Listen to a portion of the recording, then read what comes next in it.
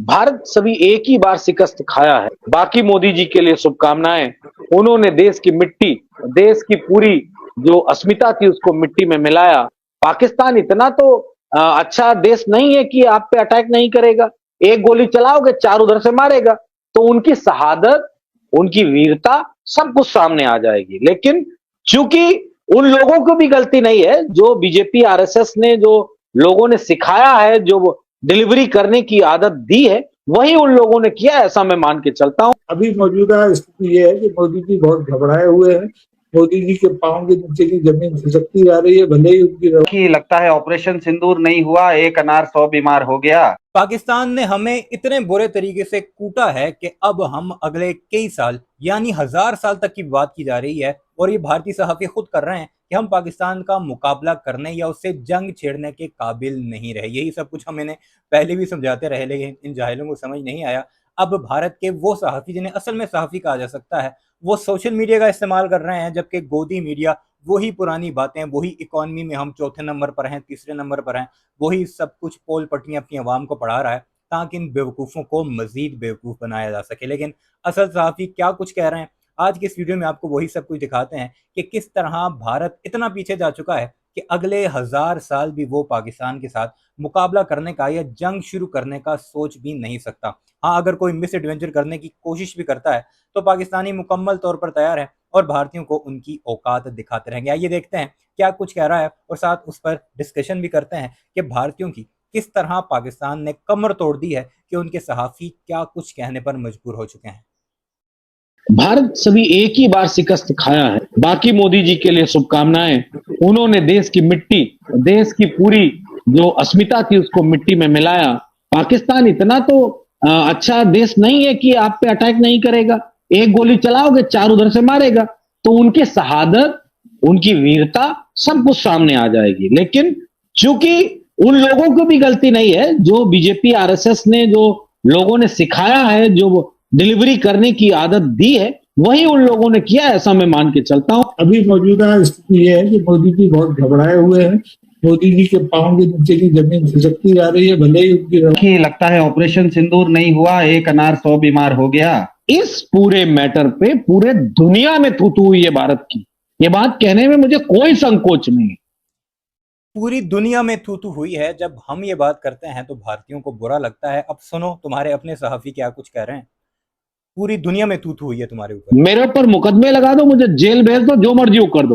पूरी दुनिया में थू थू हुई है और ये बात पता चल गई है कि भारत की सामरिक शक्ति जो बहुत ताकतवर थी, एक छोटे से अटैक के बाद किस तरीके से पाकिस्तान के साथ तमाम सारे देश खड़े हुए और उसका मुकाबला उन्होंने किया है।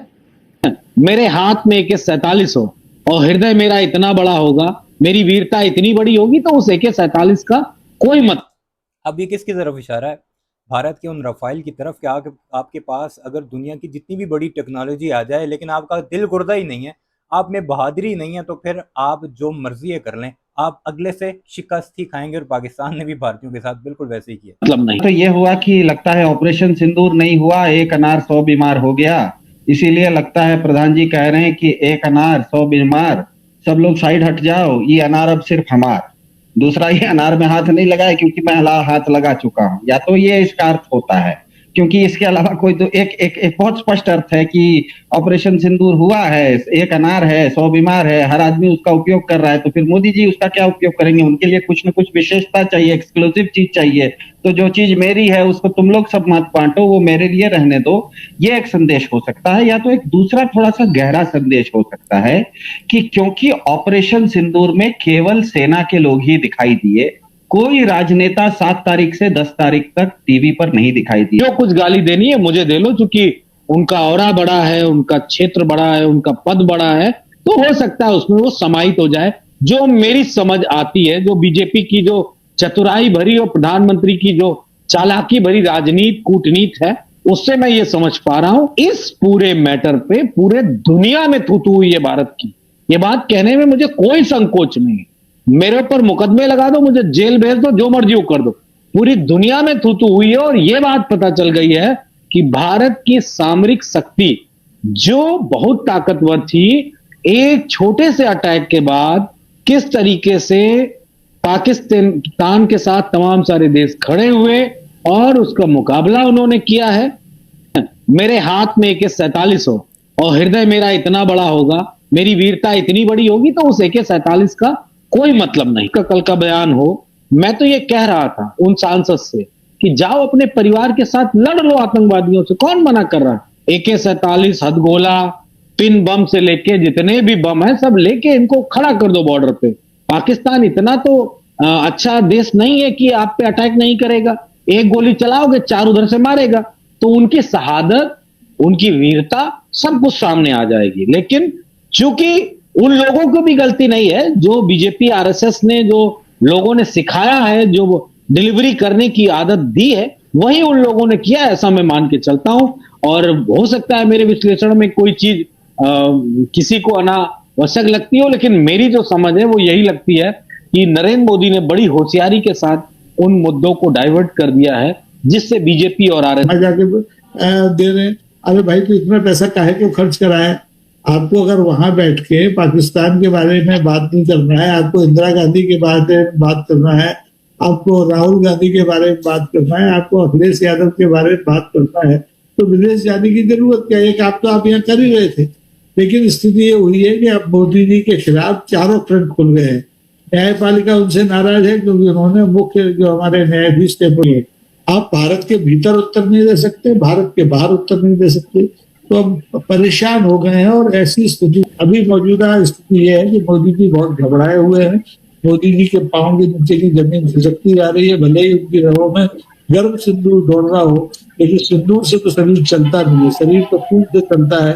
और अब नरेंद्र मोदी का वो बयान तो शायद आपने सुना होगा, जिसमें उसने तकरीर करते हुए कहा था कि मेरे रगों में गरम खून नहीं, गरम सिंदूर बह रहा है। अब उस पर इतना उसका मजाक उड़ा है, इतना उसे जलील किया गया है कि सिंदूर में तो पारा होता है, पारे से तो इंसान मर जाता है, वो तो सिर्फ माथे पर लगाया जाता है, अपनी मांग में भरा जाता है, इसीलिए बार बार लगाया जाता है। सुनिए उस पर क्या कुछ हो रहा है। उनके 3 ही समूह है हमारे देश में, ए बी और ओ। ये 5वां समूह तो पता नहीं कहाँ से इन्होंने दे दिया है। तो एक परेशान आदमी पर दया करनी चाहिए, उसके प्रति संवेदना रखनी चाहिए देश को। अगर ट्रम्प 6 बार कह चुके हैं कि मैंने इसमें मध्यस्थता कराई और मेरी मध्यस्थता की वजह से ही सीज फायर हुआ, तो नरेंद्र मोदी उसमें एक शब्द भी क्यों नहीं कहते हैं? एक बात भी ये क्यों नहीं कहते हैं कि नहीं वो ट्रम्प ने नहीं कराया, ये तो हमारे तय हुआ था। ये कहते जरूर है कि DGMO ने फोन किया था, पाकिस्तान गिड़गिड़ाया था, ये बात जयशंकर ने भी कही, लेकिन ट्रम्प का नाम नहीं लेते। एक बार भी उन्होंने नहीं कहा कि अमेरिका के राष्ट्रपति डोनाल्ड ट्रम्प झूठ बोल रहे हैं या असत्य बोल रहे हैं, कभी नहीं कहा। चीन के मामले भी कभी नहीं कहा। तो इससे जो कार्यकर्ता है, चाहे मध्य प्रदेश के हो या दूसरे राज्यों के, उनके भीतर भी एक संदेह के बीच गहरे पनप रहे हैं कि हमारा प्रधानमंत्री, जिसको कि हमने इतना सराखों में बिठाया था, जिसकी कि अल्फा मेल की छवि बनाई थी कि पाकिस्तान में एक बार घुस गया तो उसको नेस्तनाबूद कर देगा, हमारे वो रामभद्राचार्य कहते थे। वो भारत का मीडिया हो, भारत के मंत्री हों, उनकी पॉलिटिकल पार्टीज हों, उन सब ने वो गोराबारी के, अगर आप पुरानी वीडियोस देखें उठाकर, तो वो बिल्कुल इसी तरह बता रहा था पूरी दुनिया को कि एक दफ़ा अगर हम पाकिस्तान में घुस गए ना, तो फिर हम पाकिस्तान को चीर फाड़ कर ही निकलेंगे।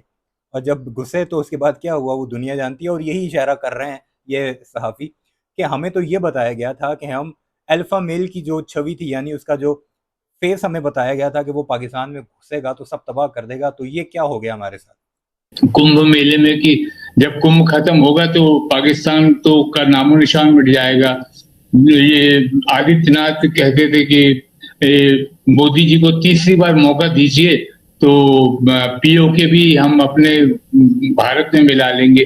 तो इस पृष्ठभूमि में जबकि इतना एग्रेसिव स्टांस लिया था इन्होंने, भाजपा ने इतना माहौल बनाया था कि एक बार मोदी जी को मौका मिल गया। ब्रह्मशिलानी का भी कहा था और वेद मलिक जो आर्मी चीफ, उन्होंने कहा था कि ऐसी अपॉर्चुनिटी अब दोबारा नहीं मिलेगी। और ये भारतीय जनता पार्टी के जो कार्यकर्ता हैं और जो नेता है वो भी देख समझ रहे हैं कि हमारे जो आर्मी के जनरल हैं, आर्मी के और दूसरे नेता है जो एक्सपर्ट हैं, वो लोग ये कह रहे हैं।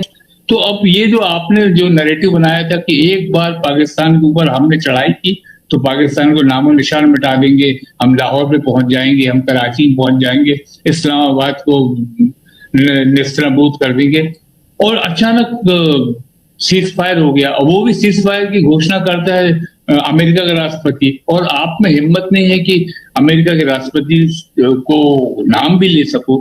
ये सारी परिस्थितियां भारतीय जनता पार्टी के कार्यकर्ताओं के लिए, जिनमें कि जोश उबल रहा था, जिनमें पाकिस्तान के प्रति जो नफरत थी और हिंसा थी वो बलबला रही थी, अब उनको कहा जा रहा है कि उस चीज पे कंट्रोल करो, तो जाहिर कि उनके भीतर बहुत ज्यादा गुस्सा है।